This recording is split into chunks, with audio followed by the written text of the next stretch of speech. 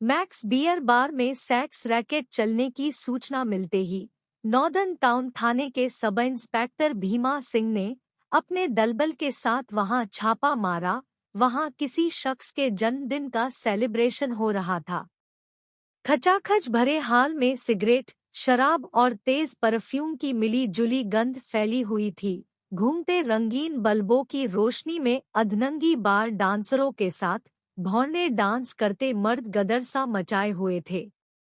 Sub inspector Bhima Singh हाल में घुसा और चारों ओर एक नजर फेरते हुए तेजी से दहाड़ा, खबरदार, कोई अपनी जगह से नहीं हिलेगा। बंद करो यह तमाशा और बत्तियां जलाओ।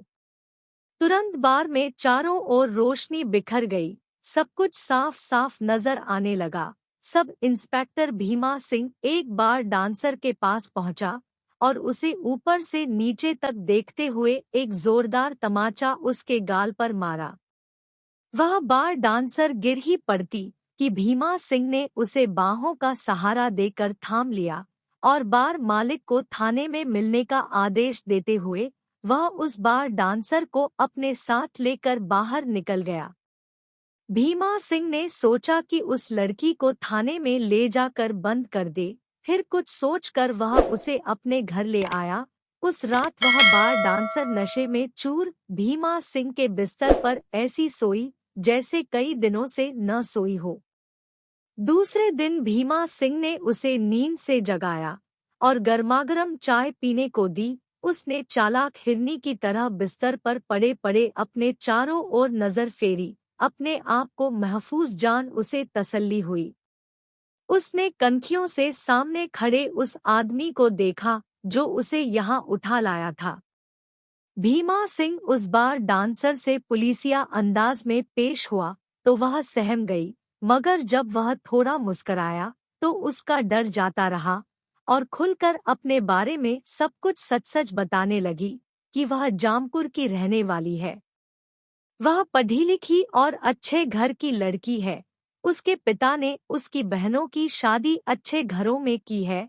वह थोड़ी सांवली थी, इसलिए उसकी अनदेखी कर दी। इससे दुखी होकर वह एक लड़के के साथ घर से भाग गई। रास्ते में उस लड़के ने भी धोखा देते हुए उसे किसी और के हाथ बेचने की कोशिश की। वह किसी तरह से उसके चंगुल से भागकर यहाँ आ गई और पेट पालने के लिए बार में डांस करने लगी। भीमा सिंह बोला, तुम्हारे जैसी लड़कियां जब रंगे हाथ पकड़ी जाती हैं, तो यही बोलती हैं कि वे बेकसूर हैं। ठीक है, तुम्हारा केस थाने तक नहीं जाएगा। बस तुम्हें मेरा एक काम करना होगा। मैं तुम्हारा ख्याल रखूंगा। मुझे क्या करना होगा? उस बार डांसर के मासूम चेहरे पर चालाकी के भाव तैरने लगे थे। भीमा सिंह ने उसे घूरते हुए कहा, तुम मेरे लिए मुखबिरी करोगी? उस बार डांसर को अपने बचाव का कोई उपाय नहीं दिखा। वह बेचारगी का भाव लिए एकटक भीमा सिंह की ओर देखने लगी। भीमा सिंह एक दबंग व कानिया पुलिस अफसर था। रिश्वत लिए बिना वह कोई काम नहीं करता था। जल्दी से वह किसी पर यकीन नहीं करता था। भ्रष्टाचार की बहती गंगा में वह पूरा डूबा हुआ था। लड़कियां उसकी कमजोरी थी। शराब के नशे में डूबकर औरतों के जिस्म के साथ खिलवाड़ करना उसकी आदतों में शुमार था। भीमा सिंह पकड़ी गई लड़कियों से मुखबिरी का काम कराता था। लड़कियां भेजकर वह मुर्गा फंसाता था। पकड़े गए अपराधियों से केस रफादफा करने के एवज में उनसे हजारों रुपए वसूलता था। शराब के नशे में कभी कभी तो वह बाजारू औरतों को घर पर भी लाने लगा था, जिसके चलते उसकी पत्नी उसे छोड़कर मायके में रहने लगी थी।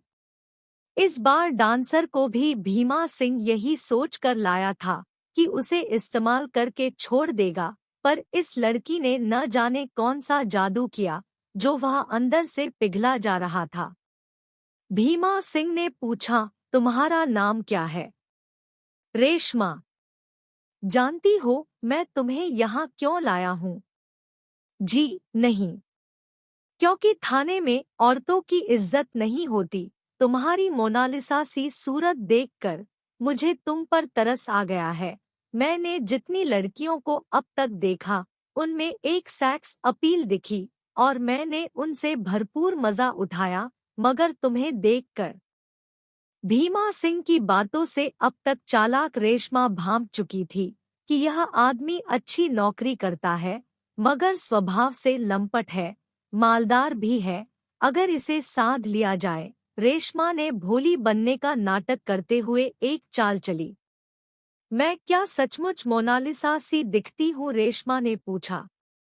तभी तो मैं तुम्हें थाने न ले जाकर यहाँ ले आया हूँ। रेशमा को ऐसे ही मर्दों की तलाश थी। उसने मन ही मन एक योजना तैयार कर ली। एक तिरछी नजर भीमा सिंह की ओर फेंकी और मचल कर खड़ी होते हुए बोली, ठीक है, तो अब मैं चलती हूँ सर। तुम जैसी खूबसूरत लड़की को गिरफ्त में लेने के बाद कौन बेवकूफ छोड़ना चाहेगा? तुम जब तक चाहो यहाँ रह सकती हो। वैसे भी मेरा दिल तुम पर आ गया है। भीमा सिंह बोला। नहीं नहीं, मैं चाहती हूँ कि आप अच्छी तरह से सोच लें। मैं बार डांसर हूँ और क्या आपको मुझ पर भरोसा है? मैंने काफी औरतों को देखा है, लेकिन न जाने तुम में क्या ऐसी कशिश है जो मुझे बार बार तुम्हारी तरफ खींच रही है। तुम्हें विश्वास न हो तो फिर जा सकती हो। रेशमा एक शातिर खिलाड़ी थी। वह तो यही चाहती थी, लेकिन वह हांडी को थोड़ा और ठोक बजा लेना चाहती थी, ताकि हांडी में माल भर जाने के बाद ले जाते समय कहीं टूट न जाए। वह एकाएक पूछ बैठी, क्या आप मुझे अपनी बीवी बना सकते हैं? हाँ हाँ, क्यों नहीं। मैं नहीं चाहता कि मैं जिसे चाहूँ वह कहीं और जाकर नौकरी करे। आज से यह घर तुम्हारा हुआ।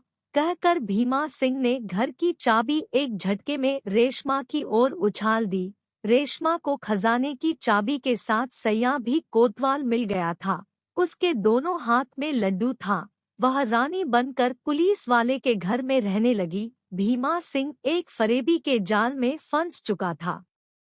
अगले दिन रेशमा ने भीमा सिंह को फिर परखना चाहा कि कहीं वह उसके साथ केवल ऐशमौज ही करना चाहता है या फिर वाकई इस मसले पर गंभीर है।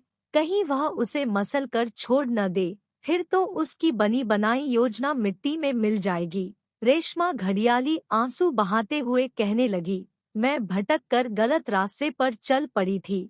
मैं जानती थी कि जो मैं कर रही हूँ वह गलत है, मगर कर भी क्या सकती थी? घर से भागी हुई हूँ ना, और तो और मेरे पापा ने ही मेरी अनदेखी कर दी, तो मैं क्या कर सकती थी?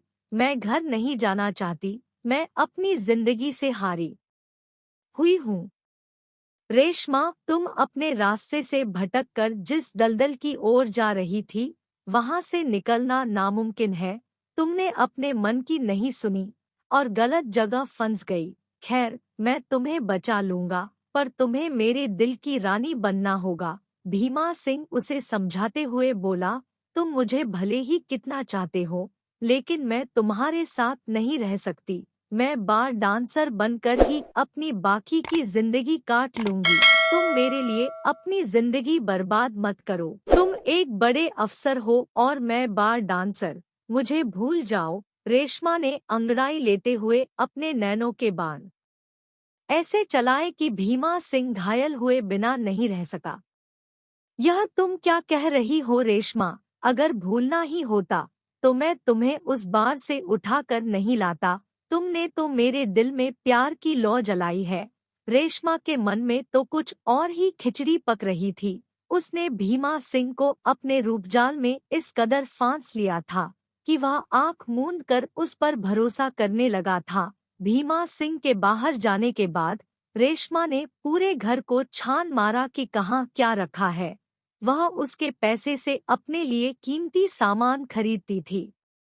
भीमा सिंह को कोई शक न हो, इसके लिए वह पूरे घर को साफ सुथरा रखने की कोशिश करती थी। भीमा सिंह को भरोसे में लेकर रेशमा अपना काम कर चुकी थी।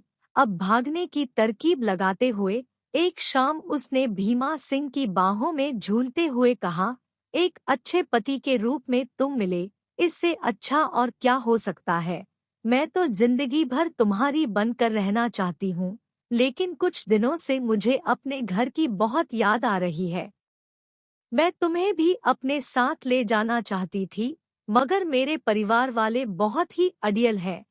वे इतनी जल्दी तुम्हें अपनाएंगे नहीं।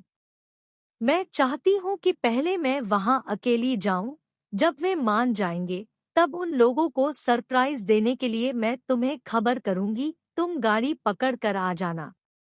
ड्रेसिंग टेबल पर एक डायरी रखी हुई है। उसमें मेरे घर का पता और फोन नंबर लिखा हुआ है।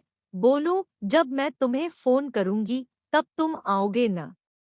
क्यों नहीं जाने मन, अब तुम ही मेरी रानी हो। तुम जैसा ठीक समझो करो। जब तुम कहोगी, मैं छुट्टी लेकर चला आऊंगा, भीमा सिंह बोला। रेशमा चली गई। हफ्ते महीने बीत गए, मगर न उसका कोई फोन आया और न ही संदेश। भीमा सिंह ने जब उसके दिए नंबर पर फोन मिलाया, तो गलत नंबर बताने लगा। भीमा सिंह ने जब अलमारी खोली, तो रुपए पैसे, सोने चांदी के गहने वगैरह सब गायब थे। घबराहट में वह रेशमा के दिए पते पर उसे खोजते हुए पहुंचा, तो इस नाम की कोई लड़की व उसका परिवार वहां नहीं मिला। भीमा सिंह वापस घर आया, फिर से अलमारी खोली, देखा तो वहां एक छोटा सा पर्चा रखा मिला, जिसमें लिखा था, मुझे खोजने की कोशिश मत करना, तुम्हारे सारे पैसे और गहने मैंने पहले ही गायब कर दिए हैं। मैं जानती हूँ कि तुम पुलिस में नौकरी करते हो, रिपोर्ट दर्ज कराओगे तो खुद ही फंसोगे कि तुम्हारे पास इतने पैसे कहाँ से आए। तुमने पहली पत्नी के रहते दूसरी शादी कब की? भीमा सिंह हाथ मलता रह गया।